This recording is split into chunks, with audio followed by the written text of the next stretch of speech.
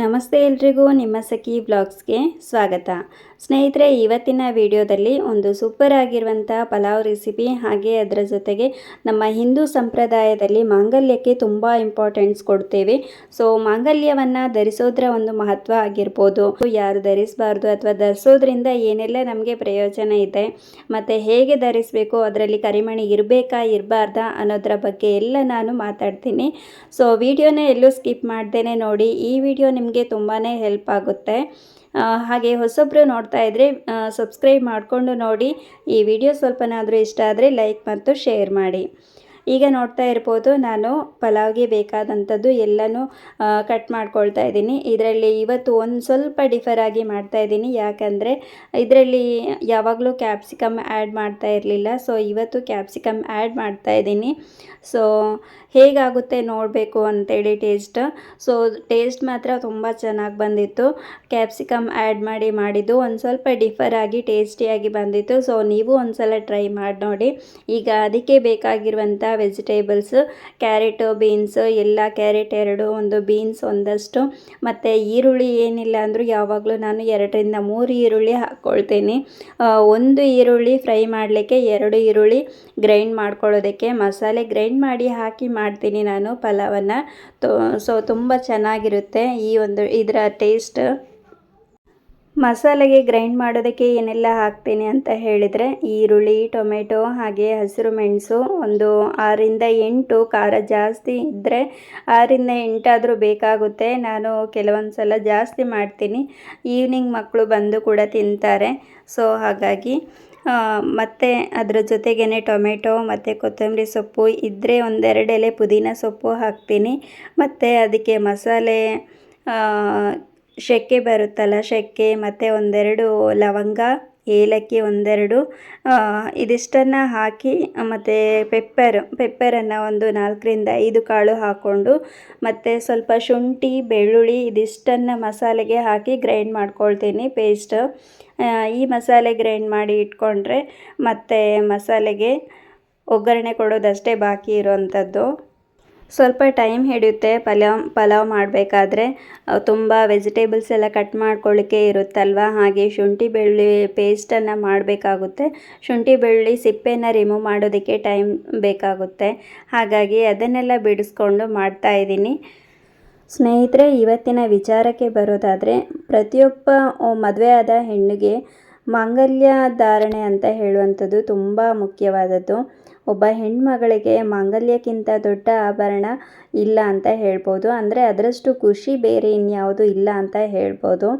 So ಬೇರೆ ಯಾವುದು ಕೂಡ ನಾವು ಯಾವುದೇ ಡಿಸೈನ್ ಇದು ಮಾಡ್ಬೋದು, ಆದರೆ ಮಾಂಗಲ್ಯವನ್ನು ನಾವು ಆದಷ್ಟು ಒಂದು ಹಿಂದೂ ಸಂಪ್ರದಾಯದ ಪ್ರಕಾರ ಅದರಲ್ಲಿ ಕರಿಮಣಿ ಇರಬೇಕು, ಮತ್ತು ಚಿನ್ನದ ಗುಂಡುಗಳು ಇರಬೇಕು, ಇದನ್ನೆಲ್ಲ ನೋಡಿಕೊಂಡು ನಾವು ಇದನ್ನು ತಗೊಳ್ತೀವಿ. ಈಗೆಲ್ಲ ತುಂಬ ವೆರೈಟಿ ಡಿಸೈನ್ಗಳು ಇರುತ್ತೆ ಶಾಪ್ನಲ್ಲಿ. ಸೊ ಅದನ್ನೆಲ್ಲ ನೋಡಿ ತಗೊಳ್ತೀವಿ. ಮಾಂಗಲ್ಯವನ್ನು ಯಾವತ್ತೂ ಧಾರಣೆ ಮಾಡಬೇಕಾದ್ರೆ, ಅಂದರೆ ಹಾಕ್ಕೊಂಡಾಗ ಅದು 2 ಸ್ತನಗಳ ಮಧ್ಯಭಾಗಕ್ಕೆ ಬರುವಂತೆ ಹಾಕ್ಕೊಳ್ಬೇಕು. ಇದರಿಂದ ಗಂಡನಿಗೆ ಒಳ್ಳೆಯದಾಗುತ್ತೆ, ಶ್ರೇಷ್ಠ ಅಂತ ಹೇಳ್ತಾರೆ. ಹಾಗೆ ಕೆಲವರು ಹೊಟ್ಟೆ ತನಕ ಬರೋ ತನಕನೂ ಹಾಕ್ಕೊಳ್ತಾರೆ, ತುಂಬ ಲಾಂಗ್ ಆಗಿ. ಇದು ಅಷ್ಟೊಂದು ಒಳ್ಳೆಯದಲ್ಲ. ಮತ್ತು ಕೆಲವ್ರದ್ದು ಗೊತ್ತಿಲ್ಲ, ನಾನು ಮಾತ್ರ ಹಾಗೆ ಹಾಕೋದಿಲ್ಲ, ಆದರೆ ಅದು ಒಳ್ಳೆಯದಲ್ಲ. ಮತ್ತು ಆ ರೀತಿ ಹಾಕೋದ್ರಿಂದ ಯಾವುದಕ್ಕಾದರೂ ಸಿಕ್ಕಾಕೊಳ್ಳುವಂಥ ಚಾನ್ಸಸ್ ಕೂಡ ಇರುತ್ತೆ. ಆ ರೀತಿ ನೀವು ಹಾಕ್ಕೊಳ್ತೀರಾ ಅಂತಾದರೆ ಅದನ್ನು ಆದಷ್ಟು ಫಂಕ್ಷನ್ ವೇರ್ಗೆ ಯೂಸ್ ಮಾಡಿ, ಇಲ್ಲ ಅಂದರೆ ಯಾವುದಕ್ಕಾದರೂ ಸಿಕ್ಕಾಕೊಂಡು ಕಟ್ಟಾಗೋ ಚಾನ್ಸಸ್ ಇರುತ್ತೆ. ಹಾಗೆ ನೀವು ಮನೆಯಲ್ಲಿ ಹಾಕೋದಾದರೆ ಆದಷ್ಟು ಶಾರ್ಟಾಗಿ ಹಾಕ್ಕೊಳ್ಳುವಂಥದ್ದು, ಅಥವಾ ಎದೆ ಮಧ್ಯಭಾಗಕ್ಕೆ ಬರುವಷ್ಟು ಶಾರ್ಟಾಗಿ ಹಾಕ್ಕೊಂಡ್ರೆ ತುಂಬಾ ಒಳ್ಳೆಯದು. ಆದಷ್ಟು ಮಾಂಗಲ್ಯವನ್ನು ಯಾವಾಗಲೂ ಹೊರಗಡೆ ಕಾಣೋ ಥರ ಹಾಕ್ಕೊಂಡು ಇರಬಾರ್ದು. ಇದು ಎಲ್ಲರ ಕಣ್ಣಿಗೆ ಬೀಳೋ ಥರ ಇದ್ದರೆ ಗಂಡನಿಗೆ ಒಳ್ಳೆಯದಲ್ಲ. ಆದ್ದರಿಂದ ಅದನ್ನು ಆದಷ್ಟು ನಾವು ಬಟ್ಟೆ ಒಳಗಡೆನೇ ಹಾಕ್ಕೊಳ್ಬೇಕು. ಇದು ತುಂಬಾ ಒಳ್ಳೆಯದು. ಅಂದರೆ ತಾಳಿಯನ್ನು ಒಳಭಾಗಕ್ಕೆ ಹಾಕ್ಕೊಳ್ಬೇಕು ಆದಷ್ಟು. ಹಾಗೆ ಮಾಂಗಲ್ಯವನ್ನು ಆದಷ್ಟು ನಾವು ಮಂಗಳವಾರ ಮತ್ತು ಶುಕ್ರವಾರ ತೆಗಿಬಾರ್ದು, ಇದು ಒಳ್ಳೆಯದಲ್ಲ. ಅಕಸ್ಮಾತ್ ತೆಗಿಲೇಬೇಕಾದ ಸಂದರ್ಭ, ಕೆಲವೊಂದು ಸಲ ನಾವು ರಿಪೇರಿಗೆ ಕೊಟ್ಟಿರ್ತೀವಿ ಕಟ್ಟಾಗಿರೋವಂಥದ್ದು ಸರಿ ಮಾಡಿಸ್ಲಿಕ್ಕೆ. ಅಂಥ ಟೈಮಲ್ಲಿ ಏನಾದರೂ ತಕ್ಷಣ ತೆಗೆದು ಆಗಲೇ ಹಾಕೋ ಹಾಗೆ ಇದ್ದರೆ, ಒಂದು 5-10 ನಿಮಿಷ ಗ್ಯಾಪ್ ಇಟ್ಟು ಹಾಕೊಳ್ಳೋ ಹಾಗಿದ್ದರೆ ಮಾತ್ರನೇ ತೆಗಿಬೇಕು. ತುಂಬ ಗ್ಯಾಪ್ ಇಟ್ಟು ಹಾಕೊಳ್ಳೋದಾದರೆ ತೆಗಿಲಿಕ್ಕೆ ಹೋಗಬೇಡಿ. ಅಥವಾ ತೆಗಿಲೇಬೇಕು ಅಂದರೆ ತುಂಬ ಟೈಮ್ ಹಿಡಿಯುತ್ತೆ ಅನ್ನೋ ಅಂಥ ಸಂದರ್ಭದಲ್ಲಿ ಒಂದು ಅರಿಶಿಣ ದಾರದ ಕೊಂಬನ್ನು ಕಟ್ಕೊಂಡು ಆಮೇಲೆ ಈ ಕರಿಮಣಿಯನ್ನು ತೆಗೆಯೋದು ಒಳ್ಳೆಯದು. ಸೊ ಈ ರೀತಿ ಮಾಡೋದ್ರಿಂದ ಯಾವುದೇ ಮನಸ್ಸಲ್ಲೂ ಒಂದು ಭಯ ಅನ್ನೋದಿರೋದಿಲ್ಲ, ಗೊಂದಲ ಅನ್ನೋದು ಇರೋದಿಲ್ಲ. ತೆಗೆದ್ರೆ ಏನಾಗುತ್ತೆ ಅಂತ ಭಯ ಪಡೋದು ಈ ರೀತಿ ಎಲ್ಲ ಇರುತ್ತೆ. ಸೊ ತೆಗಿಬೇಕಾದ ಸಂದರ್ಭ ಬಂದಾಗ ಈ ರೀತಿ ಮಾಡಿ. ಹಾಗೆ ಅಮಾವಾಸ್ಯೆ ಹುಣ್ಣಿಮೆಗಳಲ್ಲೂ ಕೂಡ ತೆಗಿಲಿಕ್ಕೆ ಹೋಗಬಾರ್ದು ತಾಳಿಯನ್ನು, ಆದಷ್ಟು ಗಮನದಲ್ಲಿ ಇಟ್ಕೊಳ್ಳಿ.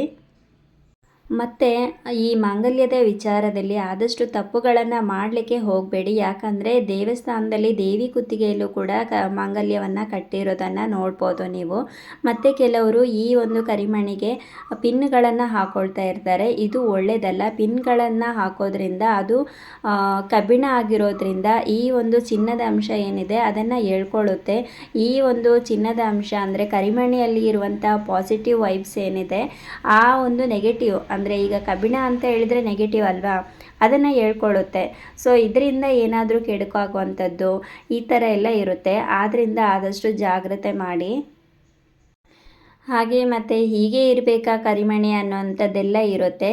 ಅವರವರ ಸಂಪ್ರದಾಯದಲ್ಲಿ ಹೇಗೆ ಬಂದಿರುತ್ತೋ ಹಾಗೆ ನಡ್ಕೊಂಡು ಹೋದರೆ ಒಳ್ಳೆಯದು. ಹೀಗೆ ಇರಬೇಕು ಅಂತ ಏನಿರೋದಿಲ್ಲ. ಆದರೆ ಕರಿಮಣಿ ಮತ್ತು ಹವಳಗಳು ಇರಬೇಕು, ತಾಳಿ ಇರಬೇಕು. ತಾಳಿ ಕೆಲವು ಕಡೆ ಒಂದು ತಾಳಿ ಯೂಸ್ ಮಾಡ್ತಾರೆ, ಕೆಲವು ಕಡೆ 2 ತಾಳಿ ಯೂಸ್ ಮಾಡ್ತಾರೆ. ಹೀಗೆಲ್ಲ ಇರುತ್ತೆ. ಅವರವರ ಸಂಪ್ರದಾಯದಲ್ಲಿ ಹೇಗೆ ಬಂದಿರುತ್ತೋ ಹಾಗೆ ಮಾಡಿ.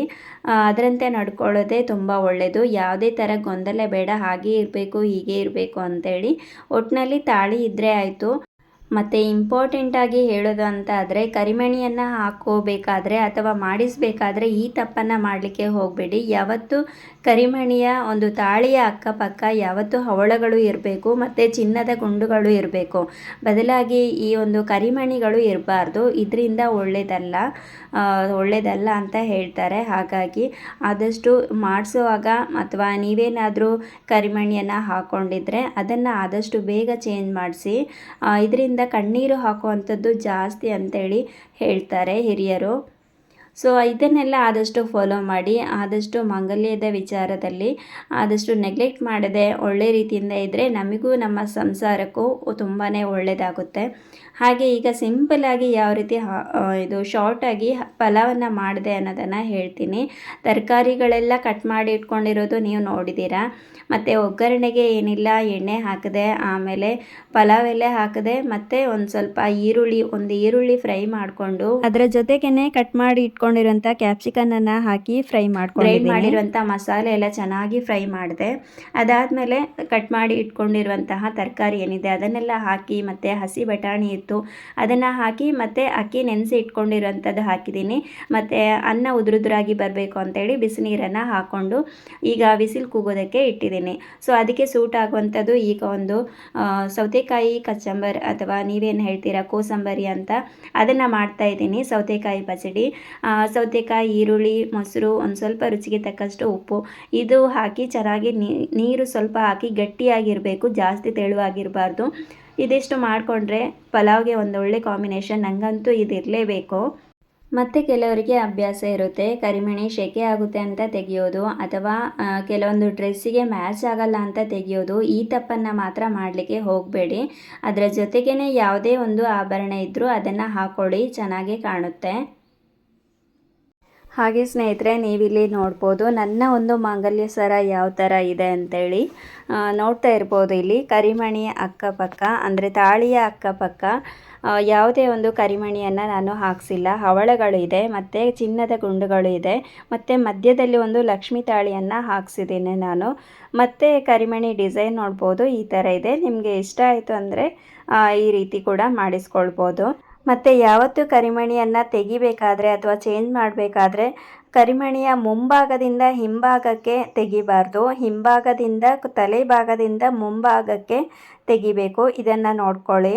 ಮತ್ತು ಇವತ್ತಿನ ಒಂದು ಟಿಪ್ಸ್ ಏನಿದೆ ಮಾಂಗಲ್ಯದ ಬಗ್ಗೆ ಹೇಳಿರುವಂಥದ್ದು, ಹಾಗೆ ಪಲಾವ್ ರೆಸಿಪಿ, ಇದೆಲ್ಲ ನಿಮಗೆ ಇಷ್ಟ ಆಗಿದ್ದರೆ ಲೈಕ್ ಮಾಡಿ, ಶೇರ್ ಮಾಡಿ, ಸಬ್ಸ್ಕ್ರೈಬ್ ಮಾಡಿ.